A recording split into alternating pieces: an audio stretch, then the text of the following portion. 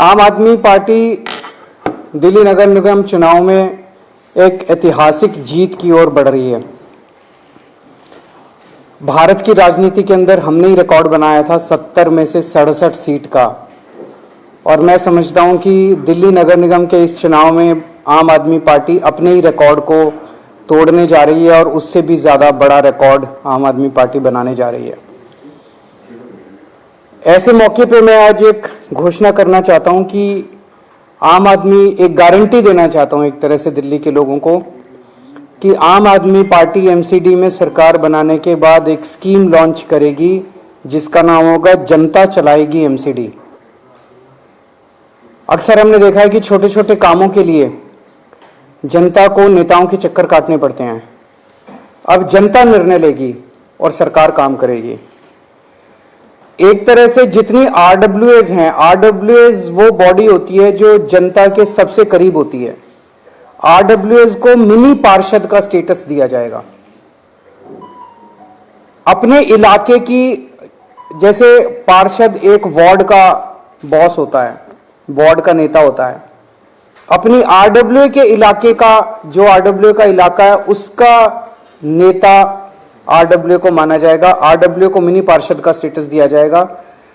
किसी भी वहां पे रहने वाले जनता को किसी को भी काम कराना है, उसको फिर किसी नेता के चक्कर नहीं काटने। वो अपनी आरडब्ल्यू के दफ्तर जाए, बताए मेरी ये नाली खराब है, मेरा ये गली खराब है, मेरा ये खराब है, पानी बिजली जो भी समस्याएं हैं, और उस वो आरडब्ल्यू के पास ताकत होगी वो सारे काम करवाने की जो कि जनता आके सीधे उनको बोलेगी।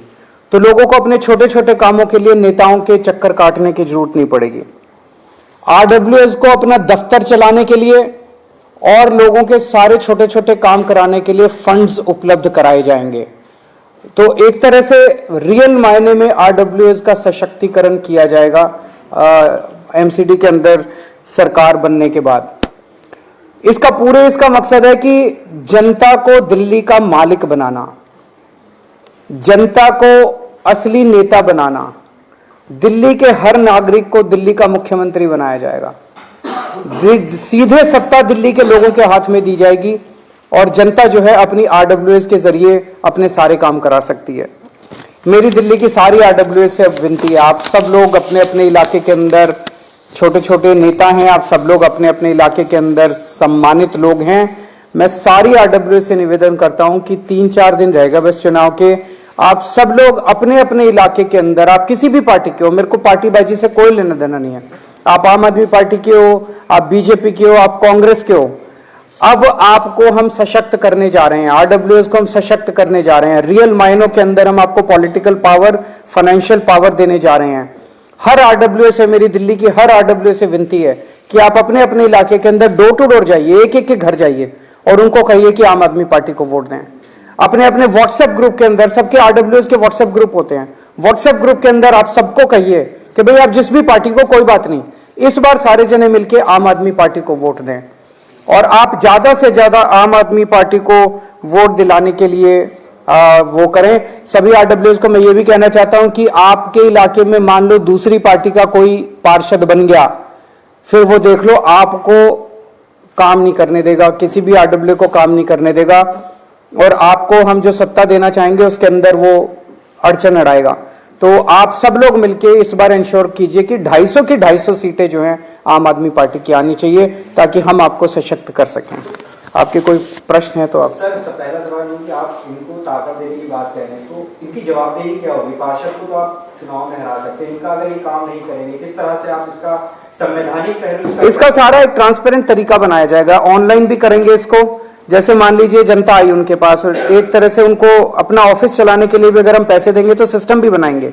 ऑनलाइन जितनी प्रॉब्लम्स आ रही हैं, जितनी ग्रीवांसेस आ रही हैं, लोगों की जितनी डिमांड्स आ रही हैं, वो ऑनलाइन पार्षद भी देख सकता है, एमएलए भी देख सकता है, सरकार भी देख सकती है कितनी समस्याएं सॉल्व हो रही हैं, कितनी समस्याएं सॉल्व नहीं हो रही हैं। तो वो उस तरह की अकाउंटेबिलिटी रहेगी। सर, क्योंकि आप सर्वे लगातार कराते हैं, आप कह रहे हैं कि रिकॉर्ड तो उठ रहा है, अब आज की डेट में आपका सर्वे क्या कह रहा है, और अगर इतना मजबूत सर्वे है तो कहां तक वो नंबर जाएगा इस अनाउंसमेंट के बाद? मैंने जैसे पहले भी कहा था 230 क्रॉस करना चाहिए मेरे हिसाब से, 250 में से 230 क्रॉस करना चाहिए, बीजेपी की 20 से कम आनी चाहिए, ऐसा मेरा मानना है। मेरा तो मैं ये चुनाव जो है, मैं चाहता हूं कि दिल्ली का हर व्यक्ति केवल चुनाव में वोट डालने ना जाए, चुनाव में एक्टिवली पार्टिसिपेट करे, प्रचार करे, अच्छी पार्टी का प्रचार करे, ईमानदार पार्टी का प्रचार करे, घर घर जाके प्रचार करे। सब लोग प्रचार करो, सब लोग अपने अपने व्हाट्सएप ग्रुप में डालो, अपनी अपनी डीपी बदल लो, डीपी में झाड़ू का चुनाव चिन्ह लगा लो, सारे लोग इसको आंदोलन बना दो इस चुनाव को। सर, कश्मीर फाइल्स पे सरकार को काफी कुछ सुनना पड़ा है, हुआ भी नहीं, कुछ हुआ, उस पर क्या कहेंगे? क्या हुआ है? कश्मीर फाइल्स बोला गया कि इस तरह की फिल्म कैसे पहुंची है? मेरे को आइडिया नहीं क्या हुआ है। सीएम साहब, हरियाणा में आपने खाता खोल दिया है, हरियाणा में आप दूसरे नंबर पर आ गए, तो पहली बार चुनाव लड़ा था। अब असेंबली चुनाव में पहले नंबर पे आएंगे, जनता की पहली पसंद बनेंगे। सर, कूड़े के पहाड़ का वही मुद्दा बना के चल रहे हैं। बीजेपी के बड़े बड़े नेता ये कह रहे हैं कि ये हर जगह होता है, हर शहर में होता है, ये एक तरह से। और लंदन में कूड़े का पहाड़ कहाँ है, मुझे एड्रेस बता दें। टोक्यो में कूड़े का पहाड़ कहाँ है, मुझे एड्रेस बता दें। वो छोड़ो, इंदौर में कूड़े का पहाड़ कहाँ है, मेरे को एड्रेस बता दें। 5 साल पहले ये इसी बात पे चुनाव लड़े थे कि कूड़े के पहाड़ हटा देंगे। अब 5 साल में इनसे कूड़े का पहाड़ नहीं हटा, तो अब कह रहे नहीं कूड़े का पहाड़ तो हम हटा ही नहीं सकते। सर, एसपी साहब की तरफ से एक खबर आई है कि लॉ डिपार्टमेंट ने जो लॉयर्स की पेमेंट थी वो रोक दी है, तो इस पर क्या कहेंगे? कपिल सिब्बल साहब की पेमेंट और बाकी जो लॉयर्स हायर किए दिल्ली गवर्नमेंट, ये तो गलत बात है। लॉयर्स की पेमेंट तो नहीं रोकनी चाहिए, वकीलों की पेमेंट क्यों रोक रहे हैं लोग? वो कह रहे मंत्री की जिम्मेदारी, लॉ डिपार्टमेंट रिफ्यूज किया, हम लोग ये बताया। तो ऐसे नहीं रोक सकते, ऐसे नहीं रोकना चाहिए। हर चीज में अड़चन अड़ाना, हर चीज में अड़चन अड़ाना। पहले योगा क्लासेस रोक दी, फिर पोल्यूशन के खिलाफ काम कर रहे थे वो रोक दिए, अब आप बता रहे हैं कि लॉयर्स की पेमेंट रोक दी। काम रोकने वालों को जनता पसंद नहीं करती, काम करने वालों को जनता पसंद करती है। एलजी साहब ने जितने 6 महीने में काम रोके हैं, वो अब देख लेंगे एमसीडी के नतीजों में क्या हाल होता है इन लोगों का। अगर ऐसे ही काम रोकते रहे तो वो 7 सीटें भी बम्पर मार्जिन से जीतेंगे अगले साल, देख लेना। सर, जिस तरीके से आप कहते हैं कि आप काम करते हैं और बीजेपी बदनाम करती है, तो क्या लगता है कि जैसे आप बता रहे हैं कि लगातार जो आपका ग्राउंड है वो बढ़ रहा है एमसीडी में जीत के मार्जिन की तरफ, तो जो वो बदनामी है वही काम आ रही है आपको? बदनामी कौन सी है? वीडियो जो इन्होंने निकाले हैं, मैं आपको इसका मैं जवाब दे देता हूँ। जनता बड़ी सयानी होती है, इनको लगता है कि जो पार्टियां जनता को बेवकूफ़ समझती हैं वो पार्टियां ही खत्म हो जाती हैं। आज मेरे पास एक व्हाट्सएप मैसेज आया, उस आदमी ने इस पूरे प्रकरण को बड़े अच्छे तरीके से समझा दिया। कहते हैं जी, दुनिया की जो सबसे बड़ी पार्टी है उसकी दुकान दिल्ली वालों ने बंद कर दी, उनका माल बिकना दिल्ली में बंद हो गया। तो उस पार्टी ने एक वीडियो बनाने की कंपनी शुरू करी है आजकल। जब माल बिक नहीं रहा था, पुराना माल बिक नहीं रहा था, तो वीडियो बनाने की कंपनी शुरू की। डेली एक नई पिक्चर रिलीज करते हैं, वो एक नया वीडियो रिलीज करते हैं। जैसे बॉलीवुड में एक नई पिक्चर हर शुक्रवार को आती है, हर शुक्रवार को एक नई पिक्चर रिलीज होती है, ये भी एक नया वीडियो रिलीज करते हैं। बॉलीवुड की पिक्चरें सिनेमा थिएटर में रिलीज होती हैं, इनकी पिक्चरें रोज न्यूज चैनल पे रिलीज होती हैं। लेकिन पिक्चरें इतनी घटिया और इतनी बोरिंग है कि सुबह 9 बजे रिलीज होती है, बस पहले 9 से 12 का शो चलता है, 12 बजे सारे न्यूज चैनलों पे खत्म हो जाती है, उसके बाद कोई चलाता ही नहीं इनकी पिक्चरों को। उसमें ना गाने ना डांस, इनकी पिक्चरों में, इनके वीडियो में कुछ भी नहीं है, कोई देखता ही नहीं है। इनसे निवेदन है कि कुछ वो इनके नेता का एक वो रिंकिया के पापा का डांस डाल दें, उसमें वो बेबी बियर पी के नाचे छम छम छम, वो डाल दें तो पिक्चर थोड़ी चल तो जाए। और पिछले 4-5 दिन से तो पिक्चर आ ही नहीं रही, पता नहीं क्या हो गया, इनके वीडियो ही कोई नहीं आया 4-5 दिन से, तो फेल हो चुके हैं, इनकी वीडियो की कंपनी भी फेल हो चुकी है। इस तरह के जो वीडियोज हैं वो पॉलिटिक्स में कोहराम मचाते रहे, लेकिन पहली बार मैंने बताया कि वीडियो इतने बोरिंग हैं, वीडियो में कोई कंटेंट नहीं है। वीडियो को थोड़ा एंटरटेनिंग बनाएंगे तभी तो वीडियो चलेंगे, तभी तो पिक्चरें चलेंगी, उसमें कुछ भी नहीं है, इतने बोरिंग वीडियो हैं। एंटी इनकम्बेंसी है या आपके कामों को जनता वोट कर रही है एमसीडी में, या भाजपा? जनता पॉजिटिव राजनीति चाहती है, जनता गाली गलौज नहीं चाहती।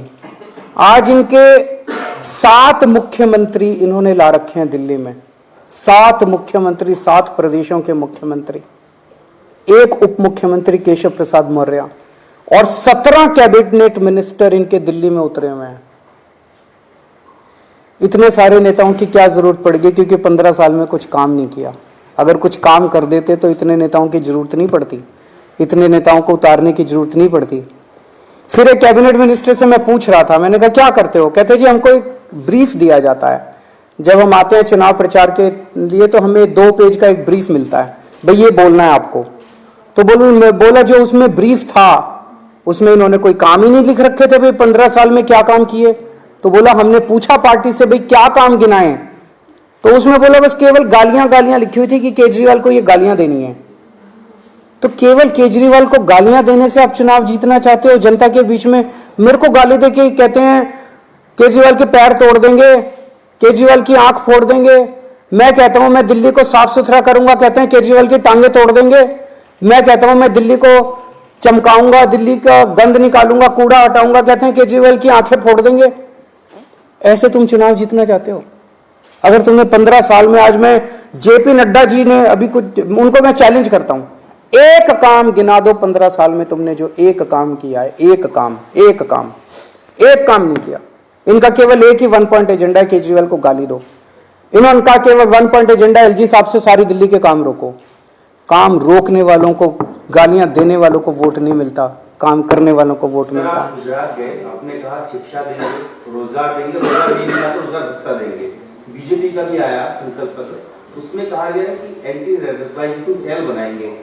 क्या ये जरूरी है? रोजगार वो चीज जरूरी है? जनता तय कर लेगी। अब देख लेना 8 तारीख को, 7 तारीख को जनता को तय करने दो। चलो ओके, थैंक यू।